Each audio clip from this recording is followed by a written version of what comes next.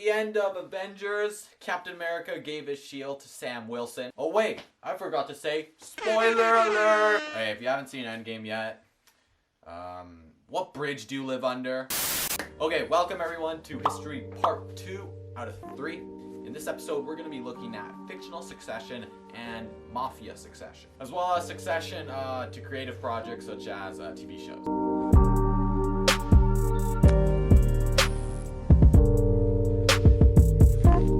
Anyways, big shout out to Anton for helping me research part of this video. I greatly appreciate your help, so please go follow him on Instagram in the links down below, or at _ Anton Allen _ you can see the Instagram right here.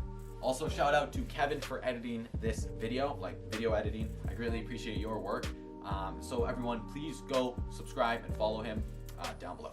Okay, the WC asks, are there examples in real world history where one person transferred their position to their chosen successor in this way? Of course, this way refers to Captain America giving up his, I guess his like shield or his stance as Captain America to Sam Wilson, which is Falcon. Well, a good example of this succession would be an Autocractic Leader crowning a heir apparent. This is an event that took place quite often in Europe, where a king would crown a junior king to avoid succession disputes while they were still ruling. This practice, however, was super unpopular and discontinued after a while. The last king to be coronated first as junior king was Ferdinand I of Austria-Hungary in 1830. He gained the throne of the Austro-Hungarian Empire because his father was suffering with a mental illness. So he was convinced by his advisors to go through this process. Okay, now on to Buffy the Vampire Slayer succession, which is actually a part of the curriculum. For all of you who don't know, Buffy the Vampire Slayer is a TV show about a teenage girl who goes around slaying vampires. Just for the reference, I haven't actually seen the show, but from the title, that's kind of what I assume. Anyways, the potentials are human girls that have the potential to become future vampire slayers. How succession works here is through mystical forces. So yeah, you have to be chosen by evil to become a vampire slayer soon after a vampire slayer was to die, or if an area is being invaded by evil vampires and there's no one there to help, you can often be told to be a vampire slayer and go and deal with the problem. To be chosen as a potential, a watcher has to choose and train you. Watchers are people tracking and looking for evil entities with the intention of destroying them. They do this primarily by finding and training potentials who have the potential to defeat these entities. Systems like this actually exist in the real world, such as the Dalai Lama and the Panchen Lama, who actually choose themselves in a very similar system to that of this TV show. Anyways, so here's how it works. When the Panchen Lama gets old, the Tibetan believers of Buddhism would like a replacement. The only one, however, who is allowed to look for him and replace him and choose him is the Dalai Lama. Once the Dalai Lama identifies him, this new Panchen Lama gets this position and does the similar sort of search for the future replacement of the Dalai Lama. The current Dalai Lama has already found his Panchi Lama. However, when the Panchi Lama was 11 years old, he was abducted by the PLA and hasn't actually been found since. Okay, now on to a few more examples of succession in fiction. Okay, the first is King Arthur, which is the myth of the king pulling the sword out of the stone. The story goes that after King Arthur died, nobody knew who the heir was and who would be king. So Merlin, this Gandalf type of wizard guy, comes along and says, okay, whoever can remove the sword out of this stone will be crowned king as a type of competition to see who would be worthy. Merlin, however, with his wizard powers, made it so only Merlin, who was the original heir to the throne, would be able to remove the stone. Did I say stone? Remove the sword. Okay, next is something called the choosing, which is the only real democratic system of choosing a leader in Game of Thrones. This process elects the leader of Night Watch, which is a small village right beside the giant ice wall. All citizens vote on a new leader after the past one was died, simply just by voting. Okay, now there are 3 terms here, fictional succession terms that I couldn't really identify, so I'm gonna be doing a little bit more in-depth research, seeing what I could find but there isn't much information that I could find from a brief research scan. So if you want to read these, you should check out the blog post I made on History Part 2. By the time I release that, I will almost guaranteed to have figured out these 3 terms. Finally is the Supreme Sorcerer, who's the leader of all the sorcerers in the Marvel Universe and protects one of many realities.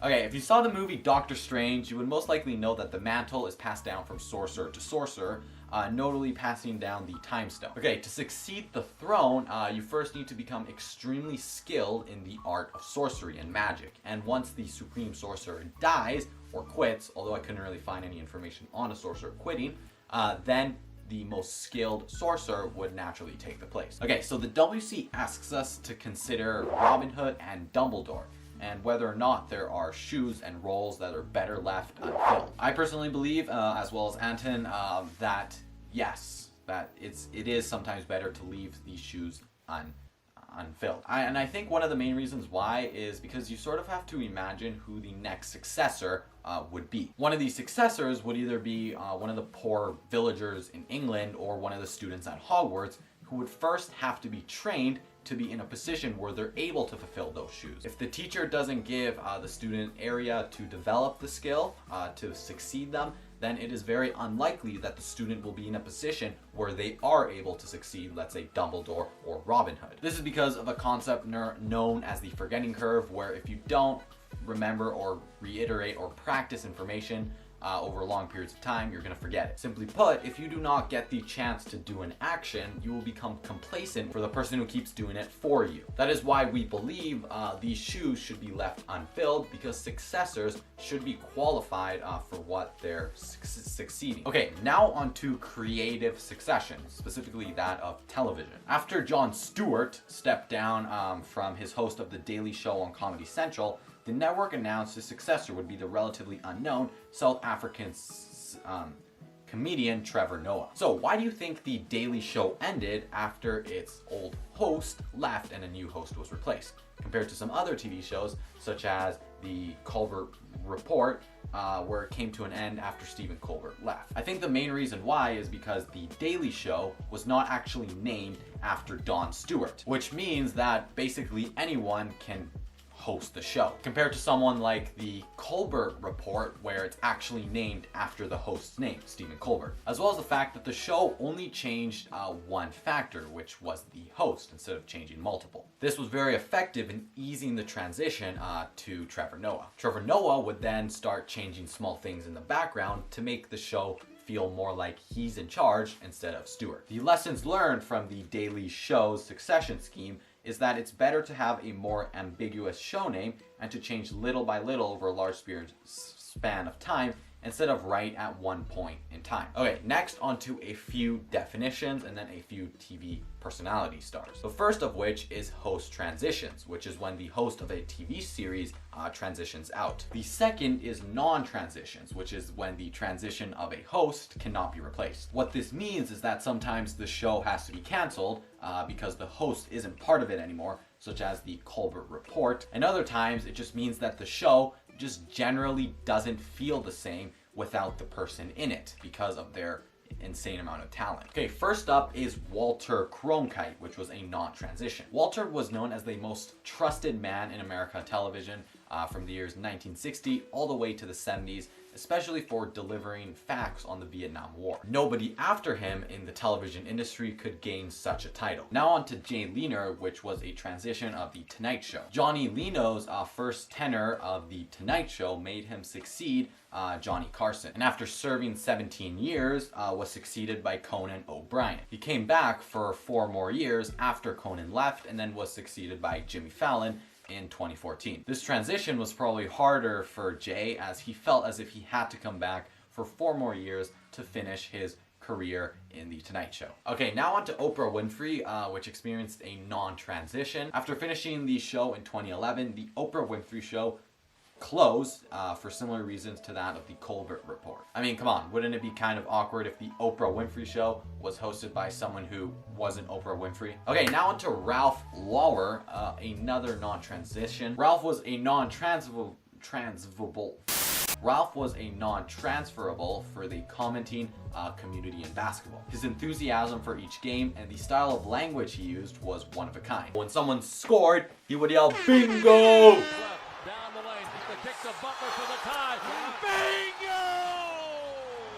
Okay, another final non-transition is Mary Hunnings, also known as Mary Berry. Mary Berry is a famous British baking food writer who published the book called The Baking Bible in 2009, as well as many others since the years 1970. She was the host of multiple food shows, specifically those in baking, one of which was Bake Off, which after she left was canceled. Okay, now on to the show Jeopardy! With an exclamation mark, where the show host, Alex Trebek, is going to be leaving the show after 30 years because of pancreatic cancer. The WC asks whether or not Alex should be involved in the succession process in choosing the next host, and I personally believe that he should. And the reason why is because of all people, he is the most qualified to fit that position.